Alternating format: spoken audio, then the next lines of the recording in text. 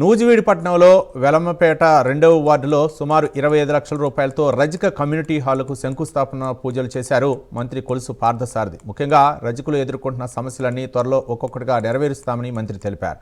బడుగు బలహీన వర్గాల అభివృద్ధికి కూటమి ప్రభుత్వం కట్టుబడి ఉందన్నారు. బీసీ వర్గాల అభివృద్ధికి కూటమి ప్రభుత్వం సుమారు 52,000 కోట్ల రూపాయలు కేటాయించిందన్నారు.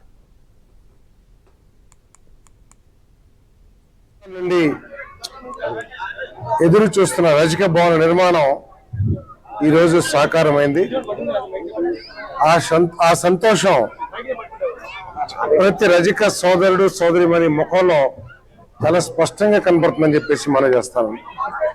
ఈ ప్రభుత్వం బలహీన వర్గాలకి పెద్దపీట వేస్తూ బలహీన వర్గాల ఆకాంక్షలు తీర్చాలి, వారిని సమాజంలో పైకి తీసుకురావాలి, వారికి నైపుణ్యాలు నేర్పించి ప్రతి ఇంటికి ఒక ఎంటర్‌ప్రెన్యూర్ ఏదైతే ముఖ్యమంత్రి గారు చెప్తా ఉన్నారో వ్యాపారాత్మకంగా కానీ ఆర్థికంగా కానీ సామాజికంగా కానీ బలహీన వర్గాల్ని అభివృద్ధిలోకి తీసుకురావాలని చెప్పేసి ఈరోజు ఈ ప్రభుత్వం కంకణం కట్టుకుందని చెప్పేసి మనం చేస్తాం.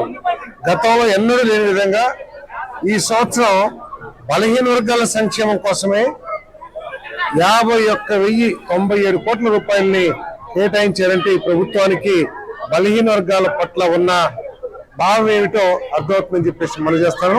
మరి ఈ నియోజకవర్గంలో ఉన్న అన్ని బలహీన వర్గాలకు కూడా వారి వారి ఆకాంక్షల మేరకు వారి వారి కోరిక మేరకు వారికి కమ్యూనిటీ హాల్స్ భవనాలు నిర్మిస్తానికి నేను కృషి చేస్తానని చెప్పేసి మనం చేస్తాను.